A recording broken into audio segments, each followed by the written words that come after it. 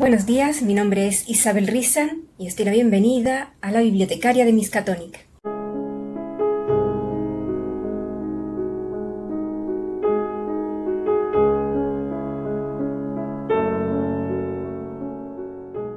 Buenos días, ratoncillos y ratoncillas. Bienvenidos un día más al canal, gracias a los nuevos suscriptores, los que siempre estáis ahí, los que me dejáis los likes, los comentarios, hacéis la visualización completa del vídeo. Muchísimas gracias. Vámonos con el autor que traigo hoy.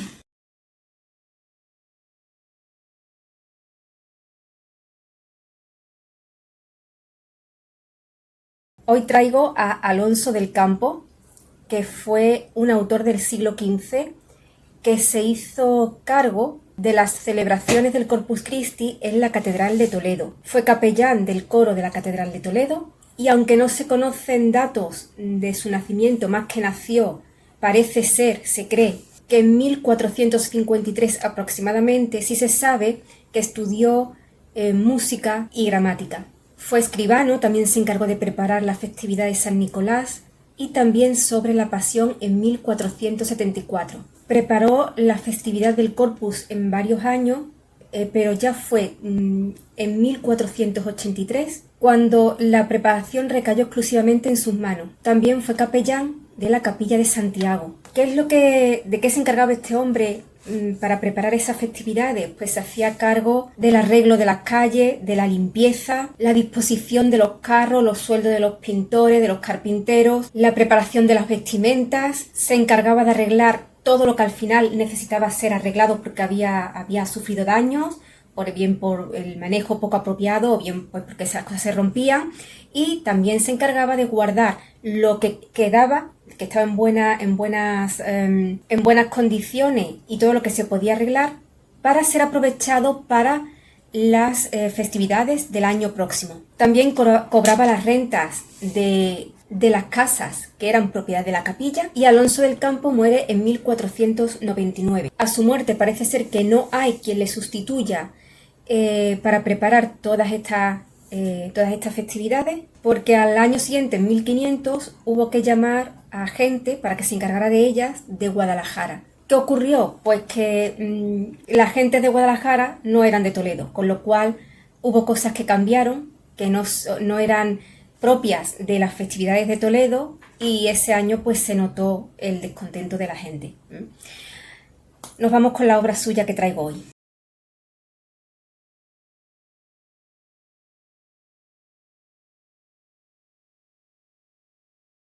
Pues hoy traigo el Auto de Pasión, que no está completo, pero que es difícil saber qué es lo que le falta. Lo que nos presenta el Auto de Pasión, pues la oración en el huerto, el prendimiento, la negación de Pedro, la sentencia de Pilatos y una escena muy peculiar, que es que San Juan le dice a la Virgen, a María, le comunica que su hijo ha muerto. Nos vamos con mi opinión.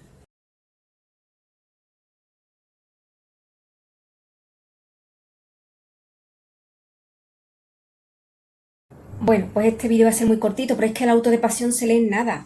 Y en un día te lo has leído, en unas horas te lo has leído. No sé si llegará a las 2 horas de lectura. Hace tiempo que leí, pero creo recordar que no llegaba ni a 2 horas de lectura.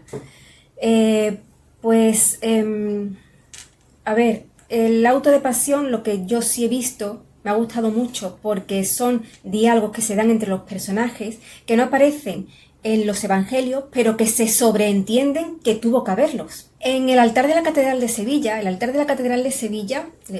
de oro, que no es oro, por supuesto, pues el altar de oro de Sevilla no es solamente un altar, es un libro, era el cómic de la época, como yo siempre digo cuando llevo alumnos que se están aburriendo de colegio, se están aburriendo, llevo en mis grupos personalizados, llevo adolescentes que les cuesta más trabajo todo esto, pues siempre se lo digo, esto es el cómic de la época.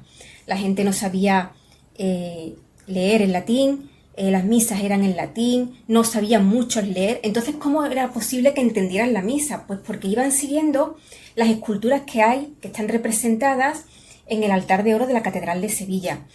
Era el cómic de la época. Pues además el altar de oro de la Catedral de Sevilla tiene otra peculiaridad, y es que los ropajes no son de la época de Jesucristo, son de la época de cuando se hizo ese altar. ¿Qué es lo que se pretendía con esto? Pues evidentemente acercar las figuras evangélicas, las figuras sagradas, al pueblo, que los sintieran más cercanos, más suyos. De hecho, en uno de los casetones, que desde donde se ve generalmente el altar de oro, no se aprecia bien, pero está representada la ciudad de Sevilla en el siglo XV. Y entonces es muy curioso. Se ven también, por ejemplo, tenemos en otro casetón el nacimiento de María y cómo las damas ayudan a Isabel, a Santa Isabel, a tener a María. Entonces se ven los utensilios de la época que ayudaban en el parto, las vasijas, todo, las toallas, todo. Siempre vemos las sagradas, cuando vemos a María, a Isabel, siempre las vemos vestidas como princesas. De hecho, una vez una niña me dijo, es que María era una princesa. Evidentemente representa a la familia celestial, la familia sagrada, con lo cual era incluso más que la realeza.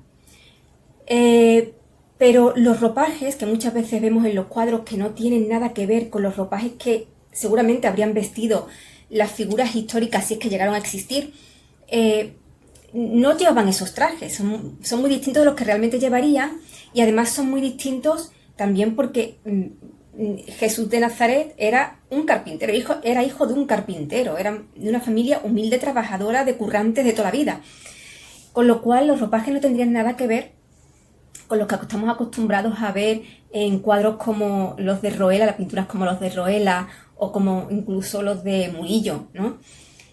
Y por supuesto serían ropas muy vastas, no tan refinadas como estamos acostumbrados a verlo.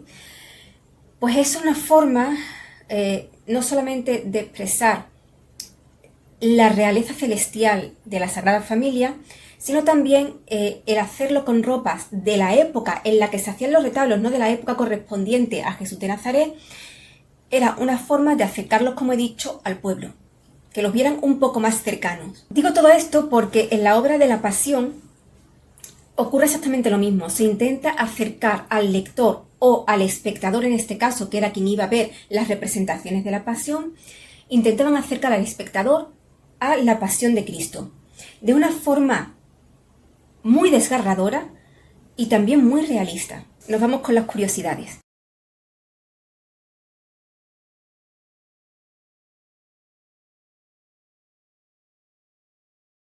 La pasión, el auto de pasión nos enseña, es un testigo de cómo eran las festividades en Toledo. A ver, lo que tenemos en el auto de pasión es un texto que no está completo. ¿Qué es lo que parece ser que falta? Porque realmente cuando se lee no parece que falte nada, pero falta pues lo que es más difícil de representar. La flagelación de Cristo o la crucifixión, por ejemplo. Claro, ¿cómo representas eso en vivo? Es que es complicado. Porque además no solamente ya era complicado porque a ver cómo flagelas a alguien sin hacerle daño. Evidentemente habría con tiras de papel y tal, pero no sé hasta qué punto eso estaría permitido que se mostrara. Porque por supuesto para flagelar allí habría que haber tenido a la persona que hiciera de Jesucristo pues medio desnudo, no sé hasta qué punto eso podía alterar el orden público de la época. Y la crucifixión, bueno, podría haberse hecho con cuerdas, hubiera sido bastante arriesgado con personas reales. Hoy en día se hace, tengo entendido, no sé si se seguirá haciendo, pero hace unos años sí se hacía esto en algunos pueblos de Sudamérica y se hacía de forma real. Parece ser que van flagelándose durante esos momentos de la Semana Santa y que terminan siendo crucificados. No sé hasta qué punto eso sigue haciéndose o si realmente es verdad o no. Ojalá pudiera... No, ojalá. Si es así no quiero verlo, pero me gustaría, si tengo a alguien que sea de Sudamérica donde se llevan a cabo estas festividades, pues me gustaría que me dijera si se sigue haciendo, si es cierto o no es cierto. Bueno, pues Aquí en España, desde luego, eso no se hubiera hecho, no creo que hubiera estado permitido. Pero estas escenas que no se ven en el auto de pasión cuando era representada en aquella época, sí es cierto que se habla de ellas durante la oración en el huerto. Y también se evocan en la escena de San Juan cuando éste estalla en llanto. Tampoco sale la escena, tampoco era representada la escena donde Pedro le corta la oreja al soldado, pero sí se evoca durante el llanto y el arrepentimiento de Pedro, escenas más tarde. Así que esta es la obra, como veis hoy es muy cortita. Ratoncillos, espero que os haya gustado, nos vemos aquí el lunes que viene, sed muy felices y leed todo lo que podáis.